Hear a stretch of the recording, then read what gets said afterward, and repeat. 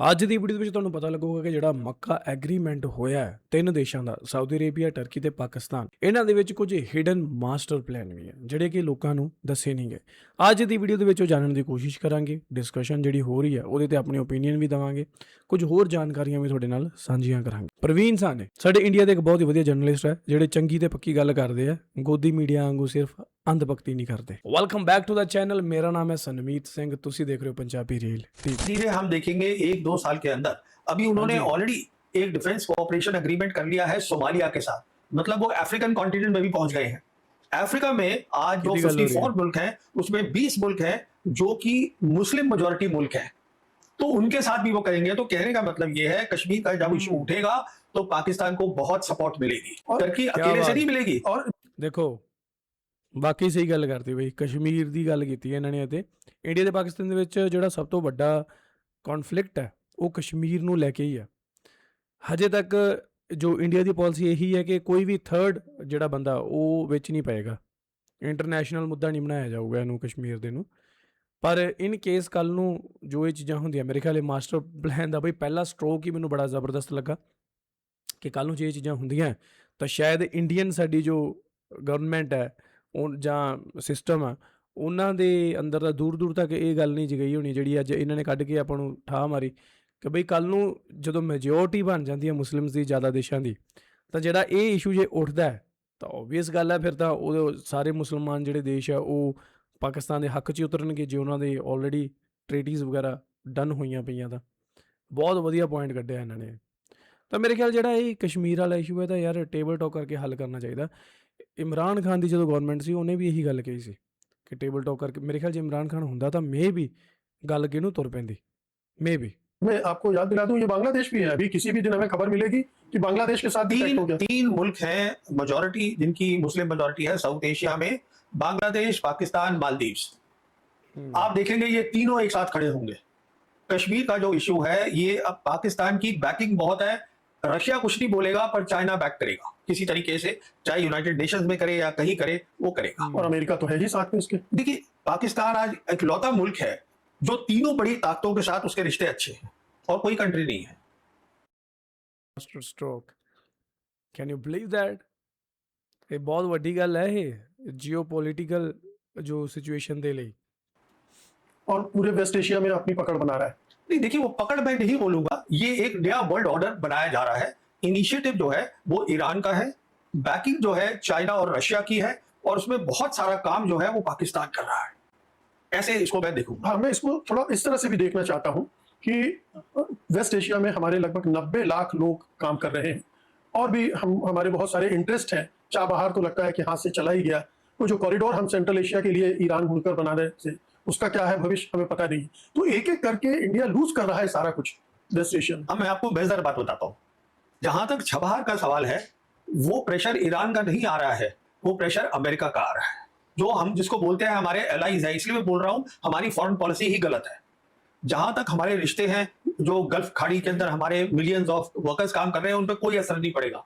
पाकिस्तान ये नहीं कहेगा सऊदी से या यूएई से कि साहब आप उनको निकाल दीजिए, कुछ असर, क्योंकि जो नई थिंकिंग है न्यू वर्ल्ड ऑर्डर की, इसमें एक और बात भी है।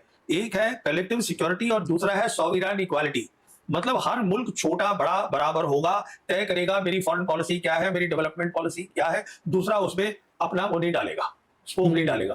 तो हमारी जो प्रॉब्लम है, हमारी अमेरिका कर रहा है प्रॉब्लम। हमारी प्रॉब्लम है आज इजराइल से प्रॉब्लम हो रही है, क्योंकि इजराइल के साथ कोई खड़ा ही नहीं है। इजराइल के साथ जो जेडी वैंस हैं वाइस प्रेसिडेंट अमेरिका के, उन्होंने खुलेआम कहा है कि इजराइल के साथ सिर्फ अमेरिका खड़ा है। तो फिर नेतन्याहू ने बोला नहीं मेरे साथ इंडिया भी खड़ा है, जो सच बात है। तो कौन खड़ा होगा ऐसे मुल्क के साथ जो कि वहां किलिंग चिल्ड्रन, किलिंग वुमेन, वहां पर गाजा में मार रहे हैं। 2 मिलियन गाजा है वो एक तरीके से प्रिजन में वहां रखे हुए हैं, ह्यूमैनिटेरियन एड नहीं वहां पहुंच पा रही है, सीज फायर डिक्लेयर हो रखा है, उसके बावजूद मार रहे हैं। तो ये क्या हो रहा है, ये दुनिया देख रही है। और हम इजराइल को हथियार भी सप्लाई कर रहे हैं।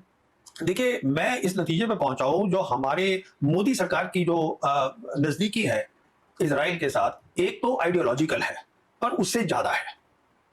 उससे ज्यादा कैसे क्यों कह रहा हूं मैं, क्योंकि मेरे ख्याल में कुछ बातें हैं, जैसे अगर आप सोचिएगा वो पेगासस हुआ था केस, तो ये कुछ और भी कुछ बातें हैं। मास सर्विलांस, हाँ याद आ गया ना आपको, तो कुछ और भी बातें हैं इन दो नेताओं के बारे में जो खुल के ना ही बताएं तो बेहतर है। बता भी दे तो नहीं, लोगों को पता चले कि आखिरकार हो क्या सब रहा है। लोगों को पता है, जी सबको मालूम है, समझे ना आप। तो कहने का मतलब ये है कि आइडियोलॉजिकली तो है ही हम उनके साथ। देखिए हमें क्या देखना होता है कि मैं समझता हूं जब एक देश की फॉरेन पॉलिसी होती है और देश इतना बड़ा है कि उसके पास 1.5 बिलियन पीपल है, इतने लोग हैं, हाँ, और गरीब लोग बहुत हैं। हमारी फॉरेन पॉलिसी होनी चाहिए कि हम कैसे गरीब लोगों की जिंदगी बेहतर करें। उसमें आप आइडियोलॉजी नहीं ला सकते। विदेश नीति में आइडियोलॉजी नहीं होनी चाहिए। जो कंट्रीज थी जैसे चीन है, कहा जाता था कि ये आइडियोलॉजी करते थे, उन्होंने भी बंद कर दिया है, उन्होंने साफ कर दिया है। उन्होंने एक इनिशिएटिव है जिसको बोलते हैं global civilisational initiative and non interference in affairs of any other country. तो कहने का मतलब यह है कि हमें अब ये देखिए, इस सरकार को सोचना है विदेश नीति को दोबारा से, जो मैं समझता हूं वो नहीं करेंगे, पर ये उसकी खामियां हैं, शॉर्टकमिंग्स हैं, दिख रही हैं। अब देख लीजिए आप, वेस्ट एशिया में हमारा क्या रोल है, कुछ भी नहीं है। आपको याद है वो जयशंकर ने कहा था कि वो दलाली कर रहे हैं। अब पाकिस्तान इस लेवल की तो अगर आप बात विदेश मंत्री कर रहा है, अरे भाई वो दलाली क्या कर रहे हैं, वो जो है, देखिए जब भी पाकिस्तान कुछ करता है तो दो लोग जब मिलकर काम करते हैं तो दोनों को एक दूसरे की जरूरत होती है, तो ये दलाली थोड़ा हो जाती है, ये विन विन होता है। मुझे भी आप चाहिए, आपको भी मुझे चाहिए। और मीडिएशन करने के लिए तो हमारे प्रधानमंत्री भी आतुर थे। यूक्रेन और रूस की दौड़ लगाई थी, तो उसे दलाली कहेंगे या मीडिएशन कहेंगे? खैर वो मैं कहने का आपसे ये कहने का मतलब है कि वेरी फैक्ट कि जो मुल्क जीता है इस जंग को, ईरान, वो अपने एमओयू में लिख रहा है इस्लामाबाद एमओयू। और आज जो मीडिएशन है सारी दुनिया जानती है, field marshal Asim Munir is the single person जो ट्रंप से डायरेक्टली बात कर सकते हैं, और जो की एडवाइजर है ईरान के सुप्रीम लीडर मुश्तबा खेमेनी, वहां तक उनकी पहुंच है। क्योंकि दोनों को चाहिए है कि मैं इस इंसान से बात करूं, तो ये दलाली थोड़ा हो गई। ये सारी चीजें होने के बाद, और जैसा आप कह रहे हैं कि भारत की फॉरेन पॉलिसी ही गड़बड़ हो गई है, इजराइल के साथ खड़ा होना गड़बड़ हो गया है, वेस्ट एशिया में हमारी जो जियो पॉलिटिक्स है उसका क्या हो रहा है, उसको किस तरह से झटका लगा है या उसका किस तरह से प्रभावित होगी वो? देखिए हम हमेशा पैलेस्टीनियंस के साथ खड़े हुए थे, ठीक है ना। हम मानते थे 2 स्टेट सोल्यूशन, कुछ सोच समझ के हमारे जो नेता थे उन्होंने ये बनाई थी। अब ये सारी उल्टी कर दी गई है, क्योंकि इजराइल आज पैलेस्टीनियंस चाहता ही नहीं है।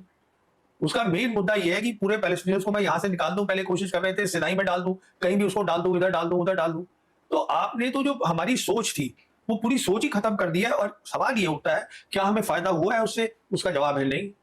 दिख रहा है हमको, आजकल जयशंकर भी कम बोल रहे हैं, क्योंकि क्या बोलेंगे, कुछ है ही नहीं बोलने के लिए, सब दिख तो रहा है।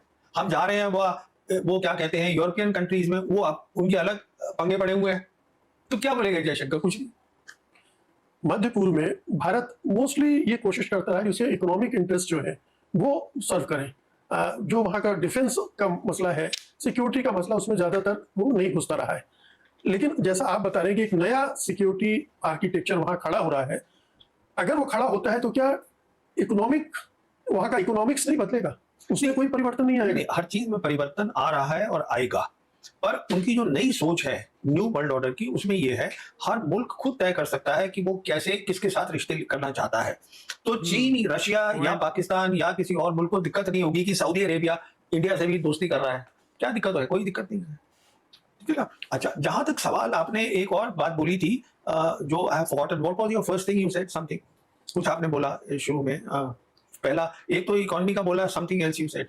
जियो पॉलिटिक्स पर क्या असर पड़ेगा उसकी, जो पूरे वेस्ट एशिया में हमारी जो जियो पॉलिटिक्स थी? नहीं, देखिए ऐसा है कि हमें तो ये बेसिक बात भी समझ में नहीं, हम कोशिश कर रहे हैं कि जैसे चीन है, चीन की मिसाल लीजिए, हमारे रिलेशंस चीन के साथ नॉर्मल नहीं है, पर चीन आज हमारा प्राइमरी ट्रेडिंग पार्टनर है। सही गल है। तो क्या हमको नॉर्मल रिलेशंस नहीं करने चाहिए चीन के साथ? अब वो बता रहे हैं कि साहब मसला बॉर्डर का है, मसला बॉर्डर का नहीं है। मसला चीन के साथ ये है कि हम दिखाना चाहते हैं कि हम चीन के साथ कंपटीशन कर रहे हैं रीजन के अंदर, जो आप नहीं कर रहे हैं। और हम अमेरिका के साथ हैं। हम अमेरिका भी हमें अपने साथ नहीं लेता है। अभी देखिए वो 100% टैरिफ लगा दिया है फिर से। प्रेसिडेंट ट्रंप ने 5 देशों को बोल दिया है, अब चीन से तो वो डर जाएंगे, अगर उन्होंने वहां लगाया तो वो रेयर अर्थ देनी बंद कर देंगे, वो वेपन नहीं बनेंगे, बात खत्म। चीन को कुछ नहीं छुएंगे वो, और बाकी वो 2-3 एन गैन मुल्क हैं और हिंदुस्तान पे लग गए हैं, हम चुपचाप बैठे रहेंगे, अंदर से बात करते रहेंगे, उनसे रिक्वेस्ट करते रहेंगे कि जी कर लीजिए, कुछ कर लीजिए। इतना बड़ा मुल्क है, उनको हमारे पास आना चाहिए। दुनिया बदल गई है, हमारे पास मार्केट है, हमारे पास बहुत पोटेंशियल है, हम क्यों वहां गिड़गिड़ा रहे हैं जाके उनके पास बार बार? ये मसला है।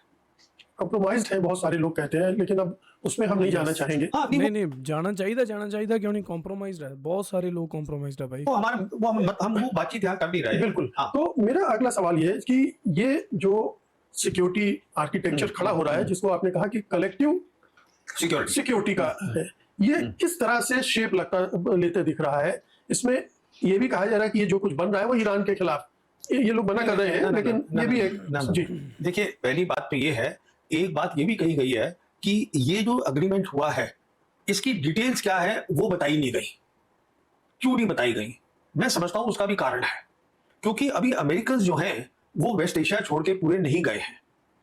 तो अगर इसको तो ना बताएं डिटेल्स को तो बेहतर है। तो लोग गेस कर रहे हैं ये ईरान के खिलाफ है, ये इजराइल के खिलाफ है, ये उसके खिलाफ है। कहने का मतलब ये है, जिस इंसान ने थोड़ी इसकी स्टडी करी है, ये कहां से आया, ये जो कॉन्सेप्ट है कलेक्टिव सिक्योरिटी का, ये 2013 में इजाद हुआ था। आप समझे मेरी बात को? जब शी जिनपिंग मार्च 2013 में रशिया गए थे फर्स्ट ऑफिशियल विजिट पे, उन दोनों की बात हुई थी। उसके बाद उन्होंने अनाउंस किया था new type of international relations. उसके बाद फिर उसी साल 2013 में बेल्ट एंड रोड इनिशिएटिव बनाया गया था। तो ये कलेक्टिव सिक्योरिटी वहां से आया। और अब्बास अराक्ची जब गए थे, जैसे मैंने आपको बताया, अप्रैल और मई के महीने में रशिया और चाइना, तो वो वहां से लाए थे। तो ये अभी और फैलेगा, यहाँ पे बना है। उसके बाद ये ग्लोबल साउथ कंट्रीज में जाएगा, अलग अलग कॉन्टिनेंट्स में जाएगा। जो ग्लोबल साउथ कंट्रीज है, ये नया वर्ल्ड ऑर्डर है और हम इसका हिस्सा नहीं है। तो आप ये कह रहे हैं कि ये लिमिटेड नहीं है वेस्ट एशिया नहीं, तक, नहीं, ये हर इलाके में इस तरह के ग्रुपिंग्स बनेंगे? ना ये पूरा ग्लोबल साउथ में बनेगा। एक ग्लोबल नॉर्थ होगा जो डिक्लाइन कर रहा है, एक ग्लोबल साउथ है जो राइज कर रहा है। हम वो बदनसीब मुल्क हैं जो ग्लोबल साउथ के हैं और खड़ा होना चाहते हैं ग्लोबल नॉर्थ के साथ, क्योंकि हमारा वो कॉलोनियल माइंडसेट है कि अगर हम जाके गोरे आदमी को जप्फी मार लें, उसको हक कर लें, तो उससे हमारा जो है कद जो है वो बढ़ जाता है। ये सोच है, अब उसको आप बदल नहीं सकते। सवाल ये है कि वो गोरा आदमी खुद नीचे जा रहा है, दुनिया बदल चुकी है, ये बात समझनी है। तो मैं समझता हूं एक सरकार जो आनी चाहिए हिंदुस्तान में, जो समझे कि ये दुनिया कैसे बदल रही है। आप क्या ये कह रहे हैं कि एक सरकार ऐसी आए जो कलेक्टिव सिक्योरिटी पर इस रीजन में सोचे, चाहे वो पाकिस्तान, बांग्लादेश, चीन, इन सब के साथ? मैं ये कह रहा हूं कि हिंदुस्तान को आज जरूरत है कलेक्टिव सिक्योरिटी की। उसका मतलब ये है कि जो हमारे दो बॉर्डर हैं चीन और पाकिस्तान के साथ, हमें इन दोनों कंट्रीज के साथ बैठ के बातचीत करनी चाहिए, जिससे कि एक कलेक्टिव सिक्योरिटी के बारे में बात हो, जिससे हम तीनों मुल्क, खासकर हम और पाकिस्तान, चीन तो खैर बहुत बड़ा मुल्क ऑलरेडी बन चुका है, हम दोनों मुल्क एक साथ तरक्की कर सके। ये कह रहा हूं मैं आपसे। हम सबसे बड़े मुल्क हैं साउथ एशिया में, तो ये हमारे ये ग्लोबल साउथ के हैं, गरीब लोग हैं। तो आप पाकिस्तान से बात करिए ना, और साथ में चीन को भी लाइए, कलेक्टिव सिक्योरिटी की बात करिए। वो कह रहे हैं कि कश्मीर पर बात करनी है, हम कह रहे हैं हम बात ही नहीं करेंगे, कश्मीर हमारा है, बात करिए पीओके के ऊपर, टेररिज्म के ऊपर। तो फिर अगर आप बात से पहले ही कंडीशंस लगा देंगे तो बात कहां से होगी? लेकिन अभी सुगबुगाहट तो हुई थी आरएसएस की तरफ से कि बातचीत होनी चाहिए और पीपल टू पीपल कांटेक्ट होना चाहिए, इस तरह। देखिए मेरी सोच इसके ऊपर ये है, आरएसएस के जो वो थे बड़े नेता, वो हडसन इंस्टीट्यूट से आए थे सीधा अमेरिका से। कुछ अमेरिकन ने कहा था कि अरे भाई दोनों बातचीत कर लो, क्योंकि अमेरिका को फेवर करता है ये, क्योंकि जो सर्गियो गौर हमारे एम्बेसडर है वो स्पेशल ऑनवॉय भी हैं साउथ एशिया और सेंट्रल एशिया के, तो वो जाना चाहेंगे पाकिस्तान भी, उनके रिश्ते पाकिस्तान के साथ भी बहुत अच्छे हैं। तो सवाल ये है मेरी सोच में, जो प्रधानमंत्री मोदी हैं उनका आज इतना बड़ा ओहदा हो गया है कि वो आरएसएस को साइड पे कर सकते हैं, ये मैं समझता हूँ। मतलब ये आरएसएस की बात हो सकती है, सरकार के स्तर पर ये सोच नहीं है। सरकार ने कोई इंडिकेशन नहीं दिया है, कोई सिग्नल नहीं दिया है इस तरीके का कि हम बात करना चाहते हैं। सरकार तो अड़ी हुई है कि हम जो है ऑपरेशन सिंदूर पॉज पर है और हमें सिर्फ पीओके चाहिए और हमें ये चाहिए, टेररिज्म पे बात करिए, तो वो कह रहे हैं टेररिज्म पे बात कर लीजिए आप। अब टेररिज्म पे वो कह रहे हैं आप टेररिज्म कर रहे हैं बलूचिस्तान में। आप मुझे बताइएगा, दुनिया के जो आज मुल्क है वो किसकी बात सुनेगा? आप खुद अंदाजा लगा लीजिए कितने उनके साथ खड़े होंगे, कितने हमारे साथ खड़े होंगे टेररिज्म के इशू पर। तो ये सब बातें सोचनी पड़ती हैं बहुत ध्यान से कि अगर दुनिया बदल रही है, क्या मुझे अपनी फॉरेन पॉलिसी को चेंज करने की जरूरत है? क्योंकि हम तो वो बड़ी ताकत नहीं है ना, जैसे तीन बड़ी ताकत है, जो करना चाहे कर सकते हैं। हमें एडजस्ट करना है जिससे हमारी बेहतरी हो, हमारे गरीब लोगों की जिंदगी जो है वो सुधरे, ये हम चाहते हैं। तो हम उस पोजीशन में नहीं है कि हमने कह दिया नहीं ये ऐसे ही होगा, तो आप करते रहिए टेररिज्म पे बात, कौन आपकी बात सुन रहा है? ये पॉइंट है। Hello hello hello hello hello ਸੋ ਮਿੱਤਰੋ ਇਹ ਸੀਗੀ ਅੱਜ ਦੀ ਵੀਡੀਓ ਜਿਹਦੇ ਵਿੱਚ ਆਪਾਂ ਬਹੁਤ ਵਧੀਆ ਇੱਕ ਗੁਫ਼ਤਗੂ ਦੇਖੀ ਹੈ। ਵਾਕਈ ਇਹ ਗੱਲ ਹੈ, ਜਦੋਂ ਇੰਡੀਆ ਦੇ ਵਿੱਚ ਕੋਈ ਇਨਸੀਡੈਂਟ ਹੁੰਦਾ ਤਾਂ ਇੰਡੀਆ ਦੀ ਜੋ ਮੀਡੀਆ ਜਾਂ ਇੰਡੀਅਨ ਗਵਰਨਮੈਂਟ ਹੈ ਉਹ ਕਹਿੰਦੀ ਹੈ ਕਿ ਪਾਕਿਸਤਾਨ ਨੇ ਇਹ ਟੈਰਰਿਸਟ ਅਟੈਕ ਕਰਾਇਆ। ਪਾਕਿਸਤਾਨ ਦੇ ਵਿੱਚ ਜਦੋਂ ਕੋਈ ਚੀਜ਼ ਹੁੰਦੀ ਹੈ ਤਾਂ ਉਹ ਕਹਿੰਦੇ ਆ, ਬਲੋਚਿਸਤਾਨ ਦੇ ਵਿੱਚ ਜਦੋਂ ਕੋਈ ਇੱਦਾਂ ਦੀ ਚੀਜ਼ਾਂ ਹੁੰਦੀਆਂ ਤਾਂ ਹਾਲਾਂਕਿ ਉਹ ਬਹੁਤ ਘੱਟ ਕਵਰ ਕੀਤੀਆਂ ਬਲੋਚਿਸਤਾਨ ਦੀਆਂ ਵੀਡੀਓਜ਼ ਵਗੈਰਾ ਜਾਂ ਨਿਊਜ਼ਸ ਵਗੈਰਾ, ਤਾਂ ਮਤਲਬ ਕਹਿਣ ਦਾ ਵੀ ਉਹ ਫਿਰ ਉਹ ਕਹਿੰਦੇ ਕਿ ਇੰਡੀਆ ਵਾਲਿਆਂ ਨੇ ਇਹ ਕੰਮ ਕੀਤਾ।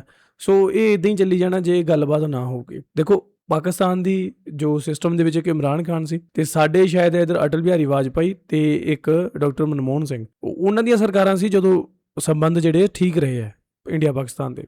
ਪਰ ਜਦੋਂ ਦੀ ਇਹ ਮੌਜੂਦਾ ਗਵਰਨਮੈਂਟ ਆਈ ਹੈ ਉਸ ਤੋਂ ਬਾਅਦ ਜਿਹੜੇ ਹਾਲਾਤ ਆ ਕਾਫੀ ਡਲਾਵਾਡੋਲ ਤੇ ਵਿਗੜਦੇ ਜਿਹੜੇ ਆਪਾਂ ਨੂੰ ਦਿਖਦੇ ਆ। ਤਾਂ ਦੇਖੋ ਵੀ ਅੱਗੇ ਕੀ ਹੁੰਦਾ। ਅਸੀਂ ਤਾਂ ਇਹੀ ਆਸ ਕਰਦੇ ਹਾਂ ਕਿ ਚੰਗੇ ਭਵਿੱਖ ਦੀ ਉਮੀਦ ਰੱਖਦੇ ਹਾਂ ਕਿ ਹਾਂ ਵੀ ਇੰਡੀਆ ਦਾ ਨਾਮ ਜਿਹੜਾ ਰੋਸ਼ਨ ਹੋਵੇ। ਤੇ ਪਰ ਪਤਾ ਕੀ ਹੈ, ਉਹ ਜਿਵੇਂ ਉਹ ਕਹਿੰਦੇ ਹੁੰਦੇ ਨਾ ਕਿ ਬਾਹਰਲੇ ਮੁਲਕ 'ਚ ਪੰਜਾਬੀ ਦੇ ਕੰਮ ਆਉਂਦਾ, ਤੇ ਉਸੇ ਤਰ੍ਹਾਂ ਵੀ ਗਵਾਂਢੀ ਦੇ ਕੰਮ ਆਉਂਦਾ। ਠੀਕ ਹੈ, ਉੱਥੇ ਰਿਸ਼ਤੇਦਾਰ ਨਹੀਂ ਪਹੁੰਚਦੇ ਹੁੰਦੇ ਜਿੱਥੇ ਗਵਾਂਢੀ ਪਹੁੰਚ ਜਾਂਦੇ ਆ। ਸਮਝੇ ਮੇਰੀ ਗੱਲ? ਕੱਲ੍ਹ ਨੂੰ ਰਾਤ ਬਰਾਤੇ ਤੁਹਾਨੂੰ ਲੋੜ ਪੈਂਦੀ ਹੈ, ਤੁਸੀਂ ਆਪਦੇ ਰਿਸ਼ਤੇਦਾਰਾਂ ਨੂੰ ਫੋਨ ਨਹੀਂ ਮਾਰਦੇ, ਤੁਸੀਂ ਆਪਦੇ ਗੁਆਂਢੀਆਂ ਨੂੰ ਫੋਨ ਮਾਰਦੇ ਆ ਜਿਹੜੇ ਭੱਜ ਕੇ ਆ ਜਾਂਦੇ ਆ ਤੁਹਾਡੀ ਸਹਾਇਤਾ ਦੇ ਲਈ। ਤਾਂ ਮੇਰੇ ਖਿਆਲ ਗੁਆਂਢੀਆਂ ਨਾਲ ਬਣਨੀ ਚਾਹੀਦੀ ਹੈ। ਠੀਕ ਹੈ, ਕੱਲ੍ਹ ਨੂੰ ਕੁਛ ਵੀ ਹੋ ਸਕਦਾ। ਸੋ ਜਿਹੜੇ ਗੋਰੇ ਲੋਕ ਹੈ ਨਾ ਬਈ, ਗੋਰੇ ਹਮੇਸ਼ਾ ਉਹਨਾਂ ਦੀ ਫਿਤਰਤ ਆ ਉਹ ਧੋਖਾ ਦਿੰਦੇ ਆ। ਠੀਕ ਹੈ, ਤਾਂ ਜਿਹੜਾ ਟਰੰਪ ਆ ਬਈ ਇਹ ਤਾਂ ਹੈ ਹੀ ਧੋਖੇਬਾਜ਼, ਸ਼ਤਰਮੁਰਗ ਜਿਹਾ। ਤਾਂ ਇਹ ਸਾਡੇ ਮੋਦੀ ਸਾਹਿਬ ਨੂੰ ਚਾਹੀਦਾ ਕਿ ਥੋੜਾ ਜਿਹਾ ਇਹ ਤੋਂ ਬਚ ਕੇ ਚੱਲਣ, ਪਰ ਬਚਦੇ ਨਹੀਂ, ਉਹ ਪਤਾ ਨਹੀਂ ਕੀ ਚੱਕਰ ਹੈ। ਤੇ ਉਤੋਂ ਫਿਰ ਉਹ ਮੈਲੋਡੀ ਵੀ ਦੇ ਆਉਂਦੇ ਆ। ਚਲੋ ਐਨੀ ਹਾਓ, ਇਹਨਾਂ ਗੱਲਾਂ ਦੇ ਮਿੱਟੇ ਪਾਓ। ਤੁਹਾਨੂੰ ਕਿੱਦਾਂ ਲੱਗੀ ਵੀਡੀਓ ਮੈਨੂੰ ਥੱਲੇ ਕਮੈਂਟ ਕਰਕੇ ਪੱਕਾ ਦੱਸੋ, ਤੇ ਆਪਾਂ ਮਿਲਾਂਗੇ ਨਵੀਂ video. Still then make sure hit that subscribe. Punjabi real